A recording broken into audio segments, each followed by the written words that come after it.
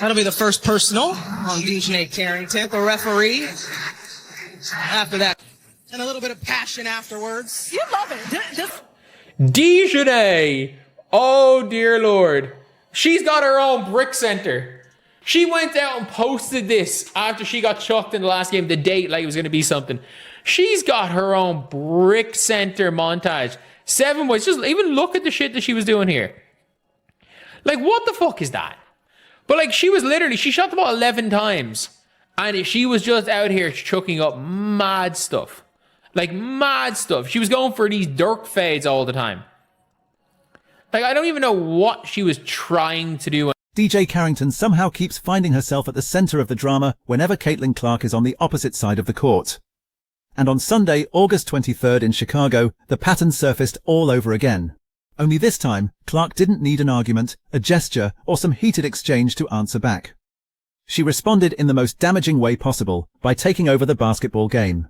By the time the night was finished, Clark had delivered one of the biggest performances of her season. Indiana had buried Chicago in a blowout, and Carrington's attempt to mock her ended up looking almost comical in hindsight.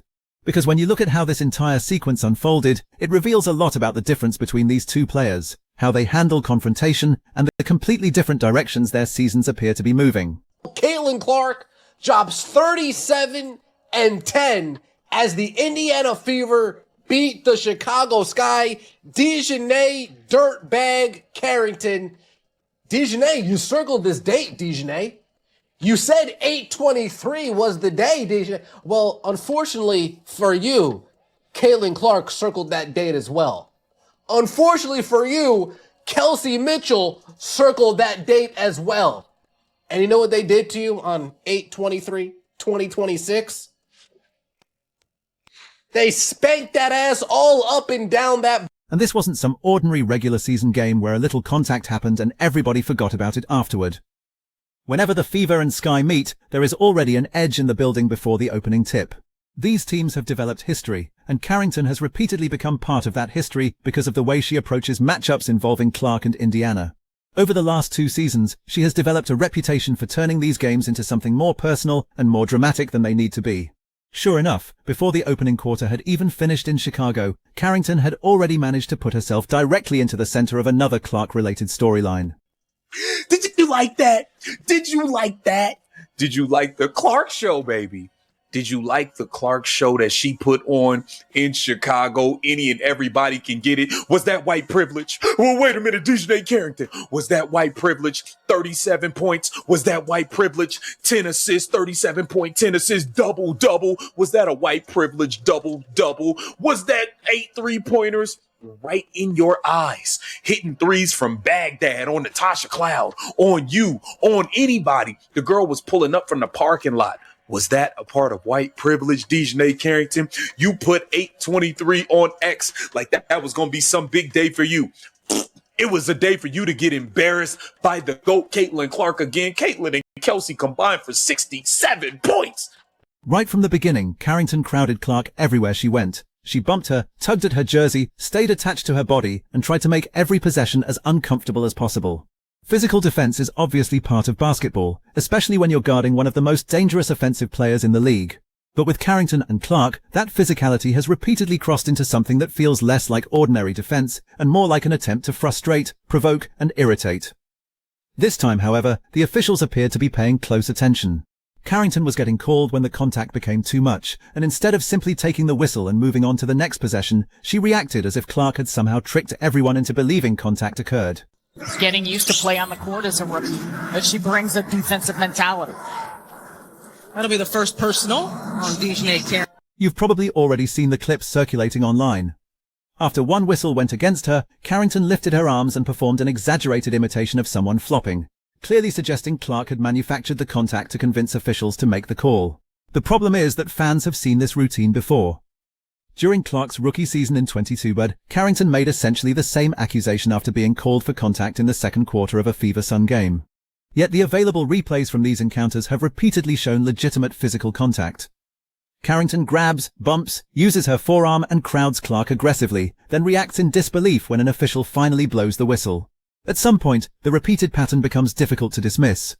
People have watched enough of these possessions by now that simply throwing your hands up and pretending nothing happened doesn't erase what everyone just saw. So the game that DiJonai Carrington had circled on her calendar and wanted the world to see happened tonight. And how did it turn out? Caitlin Clark had 37 points, 10 assists, 8 threes, and we got this lovely reaction. But I want to point out something that happened in the game. Some of the Chicago Sky, including DiJonai Carrington, to me, were looking for a fight this game. And Caitlin, instead of talking about it in the media, just did it with her basketball skills. And this is one of the plays that happened.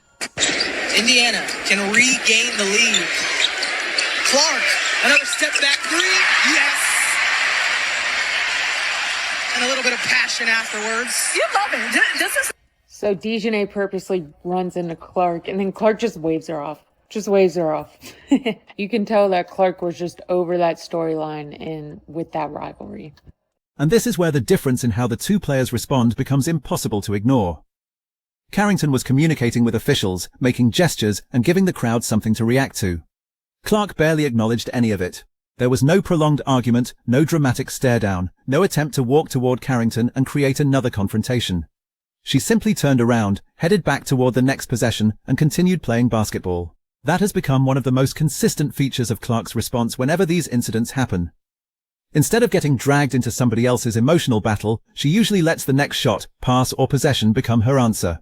And on this particular night, that approach couldn't have worked out much better. So this is why you don't make fun of Caitlin Clark, start mocking her. Look at, she didn't even flop. She didn't even move her head back. She just got fouled. But Caitlin Clark just schools her like multiple times. The first one is like splash in your face. Okay. Watch what she does. This is like 7 straight possessions. She bumps her. She's like, get off of me. You ain't even on my level. I have more points in a half than you have all season. And I'm a passer. I have 7 assists already in the game.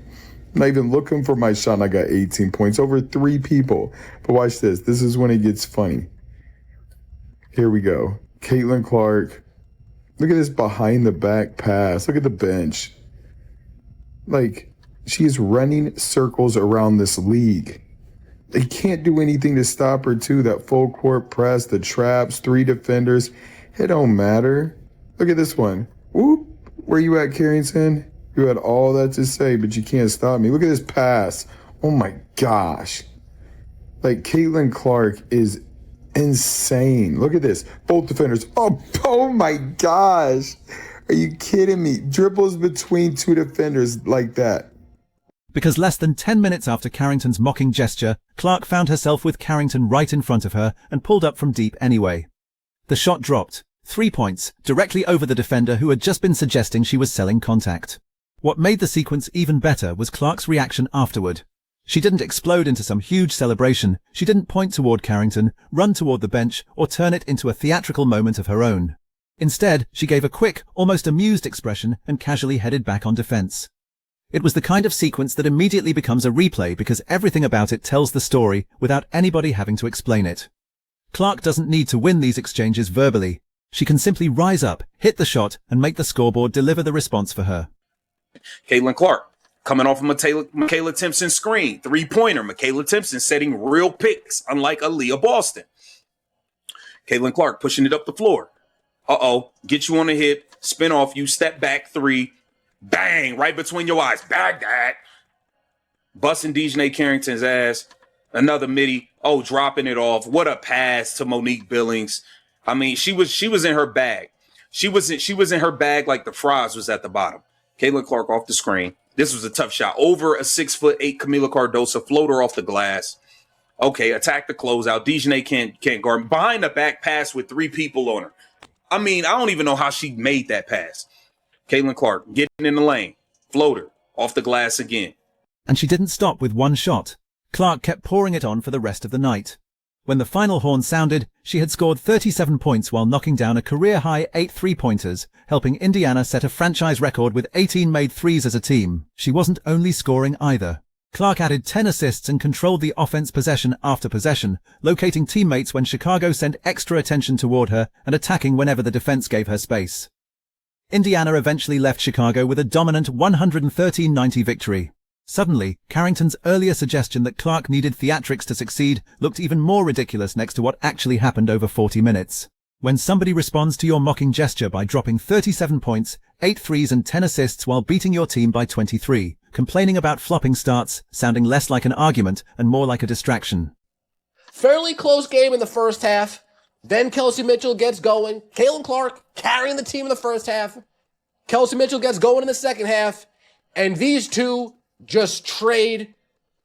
They went turn for turn, punching on the Chicago Sky.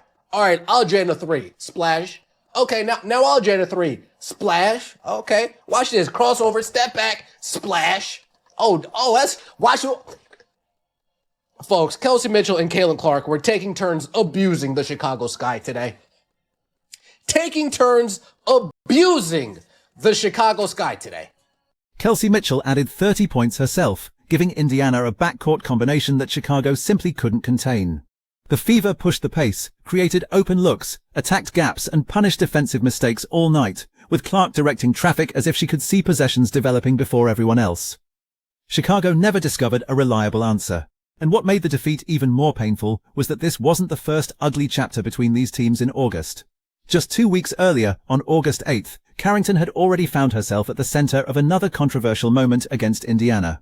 During a fast break, she came across and struck Fever guard Sophie Cunningham around the head and neck, while Cunningham was airborne attempting to finish at the rim. Cunningham still converted the basket, crashed hard to the floor, immediately got back up, and confronted Carrington before teammates intervened. After review, officials upgraded the contact to a flagrant 2 and ejected Carrington. Cunningham later described the play as unnecessary and intentional, while suggesting Carrington seems drawn toward this kind of chaos whenever Indiana is involved. The Fever also won that game, with Mitchell producing another huge scoring performance and Clark contributing 26 points despite receiving a technical foul that was later reviewed and rescinded by the league.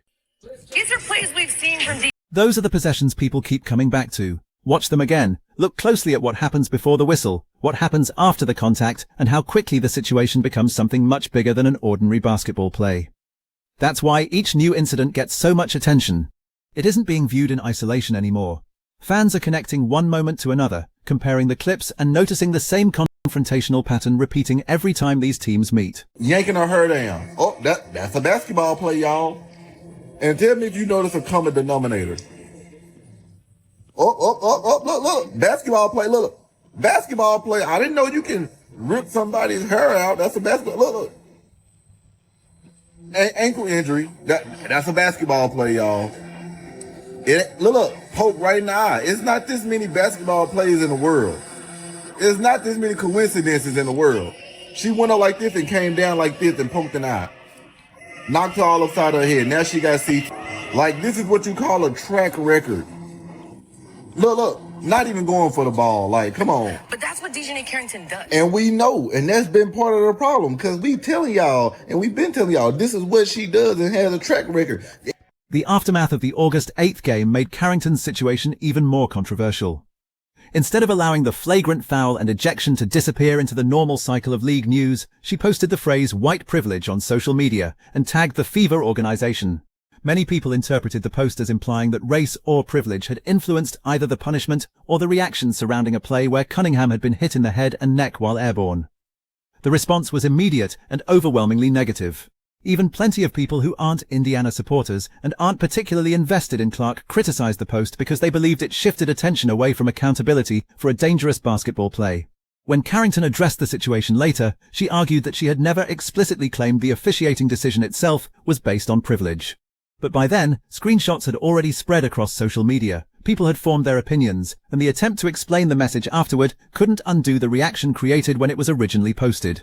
If you are going to suggest that we should think critically about a statement white privilege when you at the Indiana Fever, you didn't give us much to think critically about. We, the interpreter, now have to try to figure out what exactly were you talking about? Well, common sense would deduce that you were talking about fouling a white individual and getting ejected for fouling that white individual. Now, as I said on social media and I will say in real life, if that is not what you were talking about implying, then that's on me. I will stand down and I will stand corrected. But the last thing I must again reiterate, so many people have asked you amongst others, well, then what are you talking about? We still have yet to get a response. All that DiJonai, you have told us is, hey, I wasn't talking about the foul. Well then, What were you talking about? I refuse to believe, on behalf of everybody that is confused, we're not all idiots and you are the one genius in the room. That's just not the case. So I say this with all respect. I respect your intelligence. I respect your response. And you currently on the court hooping. So respect to you. But there's still a lot of errors in your thought process and thought pattern. So when Carrington made the exaggerated flopping motion toward Clark only 2 weeks later, viewers weren't seeing one harmless gesture in a vacuum. They were watching it through the context of everything that had already happened. Social media immediately filled with people saying the routine had become exhausting, with comments accusing Carrington of chasing attention and others referencing the privilege controversy from the previous matchup. At this point, it has almost turned into a recurring WNBA internet storyline. Carrington shares the court with Clark, some kind of confrontation or gesture occurs, the footage spreads everywhere, and once people replay the sequence enough times, the reaction often ends up reflecting worse on Carrington than the behavior she was originally trying to criticize. That's a difficult reputation to escape when new examples keep reinforcing it. DiJonai, when you said August 23rd, what did you mean by this exactly? I think the fans want answers. We were expecting, some vengeance that you created, We were expecting a huge game.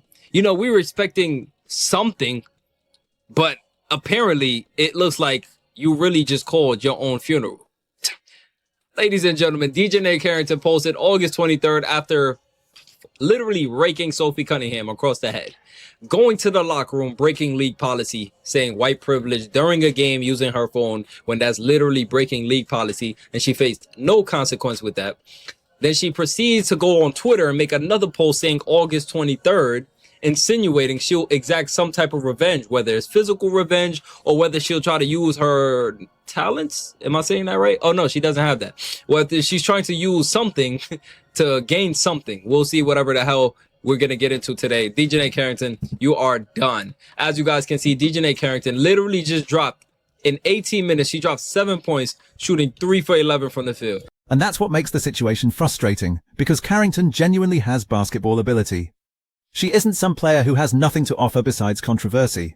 She's a talented defender with athleticism, physicality, and strong instincts. And she has earned legitimate recognition for the improvement she's shown during her career. But those qualities repeatedly get overshadowed when the basketball becomes secondary to gestures, confrontations, and arguments surrounding the game. Playing hard defense is one thing. Every elite defender is going to commit fouls and occasionally cross the line while trying to make an opponent uncomfortable. But mocking opponents afterward, turning criticism into disputes about officiating or privilege, and repeatedly trying to provoke somebody who rarely seems interested in responding, is a separate decision. That choice has damaged Carrington's credibility with a growing portion of fans. The standings haven't helped either. Chicago has struggled badly with consistency, including a stretch where the Sky lost 5 consecutive games, and they have repeatedly failed to protect their home court. Carrington has still produced impressive individual outings, including a 26-point performance off the bench against Seattle that also included 6 rebounds and 5 steals. But those flashes haven't generated enough victories. Chicago has continued drifting away from serious postseason contention, while Indiana secured another playoff berth and moved above 500, playing some of its strongest basketball of the season behind Clark's record-setting shooting display against the same opponent that keeps trying to frustrate her. Caitlin Clark now has more 30-point, 10-assist games in her career, with 5, than the rest of the WNBA has combined in league history. Let that sink in. I'm going to have a sip of coffee while that sinks in. Yeah. Yeah. By herself, she's got more 30-point, 10-assist games by herself than the entire league combined. Entire league history combined. That contrast is really the heart of this entire rivalry right now. Clark gets hit, crowded, mocked, and challenged, then answers by dismantling the defense, producing a career night and helping her team cruise to another important victory. Carrington keeps finding herself associated with hard fouls, arguments, social media controversies, and gestures toward opponents, while Chicago continues losing. One player's biggest headlines are increasingly about what she's accomplishing with the basketball. The other's headlines too often become about everything surrounding the basketball. And none of this began in 2026. Their history stretches back to Clark's rookie year in 2024, including the playoff sequence where Carrington appeared to catch Clark directly in the eye. The incident created enormous outrage among viewers, although the league did not later upgrade the play or issue additional discipline. Clark herself refused to turn it into a major controversy, publicly saying she didn't believe Carrington had intentionally tried to hit her in the eye and then moving forward. That response fits the same pattern we've repeatedly seen ever since. Clark stays composed, avoids pouring gasoline on the situation, and relies on her performance to answer whatever happens.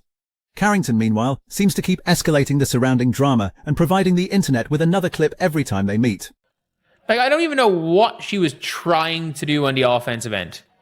She's just shooting over 3 people. She cared more about getting highlights than she cared about anything else. Like, genuinely. Like, she was out here going for... She shot a Dirk fade at one stage as well. Is this it? No. It wasn't even on the clip. But, like, this whole game, DiJonai Carrington was just like, yeah, my goal is to aura farm. My goal is to clip farm. Like, DiJonai, like, Caitlin Clark goes and hits a 3 in DiJonai's face.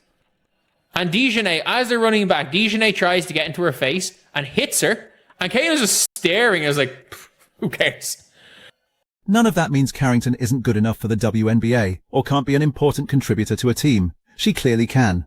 But reputations matter, and there is a price attached to becoming known as the player who repeatedly struggles to handle these losses without creating another side story, particularly when the same opponent is involved over and over again. Fans notice recurring behavior.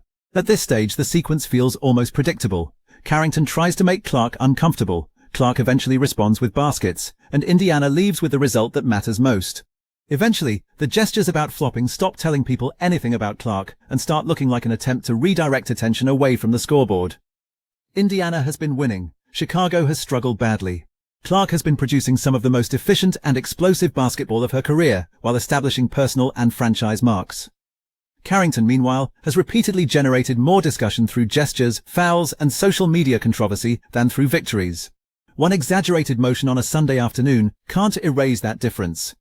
Let's see what America's team, the best team in the league, with the best player on it did today. Let's see. Oh, come here. Yeah, historic night. Okay, best player in the league. Ooh, look at how she's diamond. Look, when the team is ran through Caitlin, look at how beautiful it is. Okay. Oh, Caitlin on the defense. Look at that. Defense. They say she don't play it. Okay. Swing it. Oh, swing it. Oh. Freeze. And misses that one. Indiana can regain the lead. I want some more of you. Come back. Clark, another step back 3. Yes. So while DJ Carrington continues trying to disrupt Caitlin Clark with physical defense, mocking reactions and complaints toward officials, Clark keeps giving essentially the same response she's given since arriving in the league. She stays composed, keeps playing, and allows the numbers to make the argument for her. On August 23rd, those numbers were 37 points, a career-high 8 made threes, 10 assists, and a 23-point road victory inside Chicago's building. On Carrington's side was another defeat, another clip spreading for reasons she probably wouldn't choose, and another reminder of why so many fans have become exhausted by this recurring routine. If the pattern continues, Carrington eventually has to confront the obvious question, is any of this actually affecting Clark the way she intends, or is she simply giving Clark another opportunity to create a highlight and another reason to take over the game? Because these moments don't disappear once the buzzer sounds. They shape reputations, influence how fans, sponsors, front offices, and other players view both competitors, and right now the difference could not be clearer. One keeps trying to create the reaction, the other keeps creating the result.